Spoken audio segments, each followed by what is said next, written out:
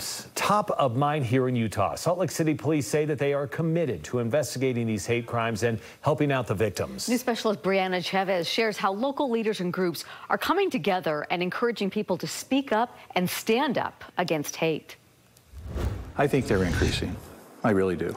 A hateful message spray painted on the walls of this downtown Salt Lake City salon. A Muslim woman spat on while trying to ride the tracks. A Jewish congregation dealing with a bomb threat. So did a bookstore for hosting an LGBTQ event. These incidents all taking place in Salt Lake County within months of each other this year alone. There's a lot of fear, there's a lot of harm, and there's a lot of concern. Salt Lake City Police Chief Mike Brown says the department is dedicated to helping victims of hate crimes. I want you to know that our detectives are trained very well to follow up and to find out, to investigate the crime, but also the why. The only thing Chief Brown asks of the public is to report these crimes no matter how small. We don't know what we don't know. Hate crimes are going up nationwide, especially those that are anti-Semitic or anti-Islamic.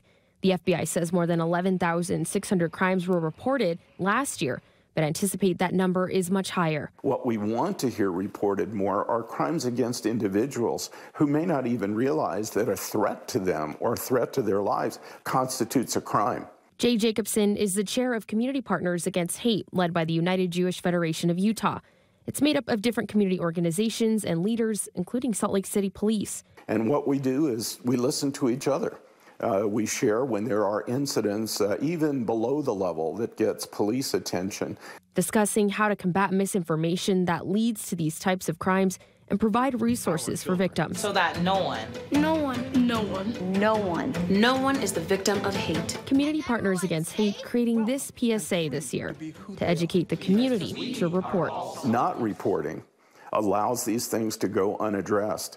And Jacobson tells me that the group is working with state legislators and with the Department of Public Safety to try to come up with a statewide reporting system.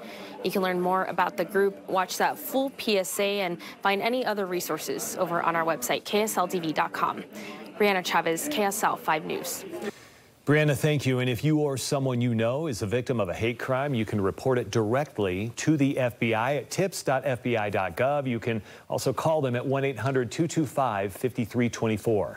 Hate crimes can also be reported to your local police department's non-emergency line. If you see somebody committing a hate crime personally, or if that crime threatens somebody's safety, you can then call 911.